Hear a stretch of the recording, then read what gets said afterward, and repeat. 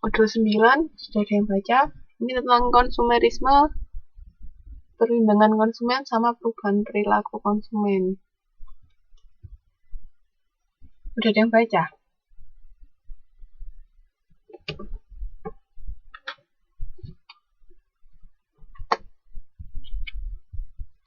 Jadi ini ada 4 kegiatan belajar untuk modul 9.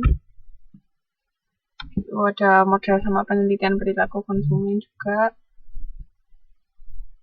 Terus ada lembaga perlindungan konsumen. Jadi intinya bab terakhir ini tentang gimana caranya melindungi konsumen. Konsumen kan perlu dilindungi juga. Takutnya kalau misalnya ada perusahaan yang istilahnya nakalan, itu kan bisa merugikan si konsumen. Kayak misalnya kemarin di Taiwan, tahu kasus yang minyak itu enggak?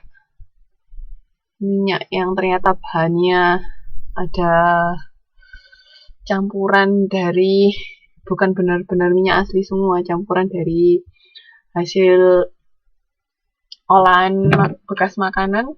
Denger nggak? Nah kayak gitu itu kan merugikan konsumen ya kan. Makanya untuk hal-hal seperti itu konsumen harus dilindungi biar nggak istilahnya dipermainkan sama perusahaan. Ya emang sih kalau perusahaan itu kan tujuannya mencari untung, tapi kan ya nggak dengan merugikan konsumen kan. Kita kan sama-sama manusia, masa mau merugikan orang lain. Andai kata misalnya itu hasil sulingannya, walaupun katanya hasil sulingannya yang minyak bekas makanan itu nggak apa-apa, tapi kan tetap aja itu bekas makanan. Kan masuk, saya bayanginnya aja sudah merinding. Nah, itu di sini kita dipelajarin gimana melindungi konsumen. Nah, yang pertama tentang konsumerisme ya. Bisa dilihat di PPT. Ini tidak bisa diupload PPT-nya. Jadi konsumerisme itu suatu gerakan sosial dari masyarakat dan pemerintah untuk meningkatkan hak dan kekuatan pembeli dalam berhubungan dengan penjual. Itu menurut Odon sama kita. Terus ada juga gerakan yang terorganisasi dari masyarakat dan pemerintah untuk meningkatkan hak dan kekuatan pembeli yang terkait dengan penjual. Jadi pokoknya intinya konsumerisme itu gimana caranya melindungi konsumen dari penjual. Ini ada serangkaian kegiatan atau aktivitas terus dilakukan oleh pihak-pihak terkait dengan proses pertukaran, maksudnya proses jual beli.